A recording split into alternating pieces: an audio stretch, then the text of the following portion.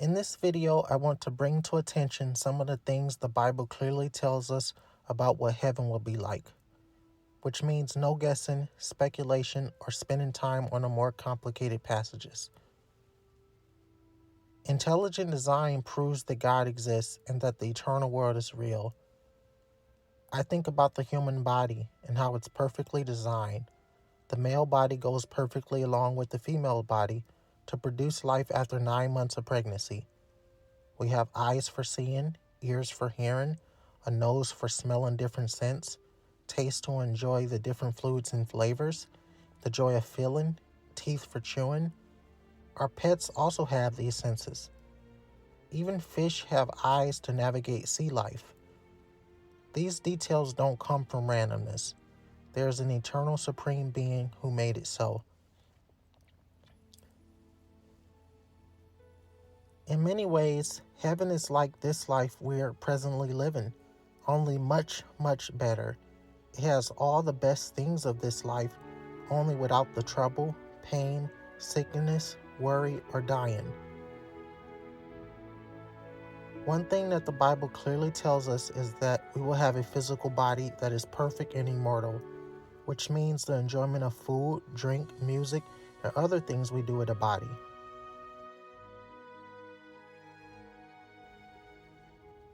Jesus literally said there are many mansions in heaven.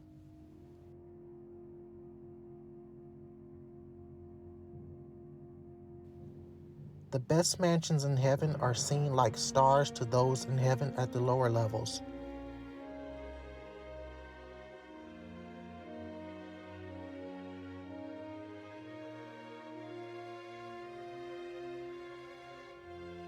The third thing the Bible clearly speaks of is a literal physical inheritance. 1 Peter 1:4. To an inheritance incorruptible and undefiled, that fadeth not away, reserved in heaven for you. Also, the Bible says that there will be different levels of clothing made up by our good deeds. The next verses I will talk about relate to how there will be a ranking system in heaven. Jesus himself said that some will be great in heaven and some will be least in heaven. Matthew 6. Lay not up for yourselves treasures upon earth, where moth and rust doth corrupt, and where thieves break through and steal. But lay up for yourselves treasures in heaven, where neither moth nor rust doth corrupt, where thieves do not break through nor steal. For where your treasure is, there your heart will be also. It's also noted in this chapter that we are to do our good deeds in secret. Treasure in heaven works similar to how money and gold works here on earth.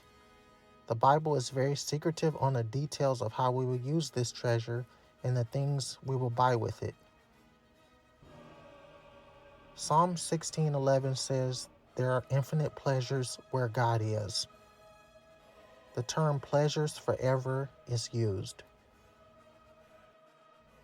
1 Corinthians 2:9 says, eye has not seen, nor ear heard, neither have entered into the heart of man the things that God has prepared for them that love him.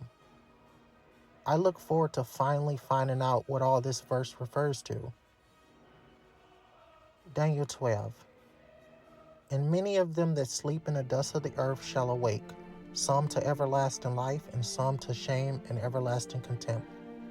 And they that be wise shall shine as the brightness of the firmament, and they that turn many to righteousness as the stars forever and ever. In this passage, the term turn many to righteousness relates to rewards for ministry, which also means there are some who will only turn a few people to righteousness, which brings us to an eye-opening statement. Some people are going to enjoy heaven far more than others. Lastly, we will reign as kings and we will have power over the nations.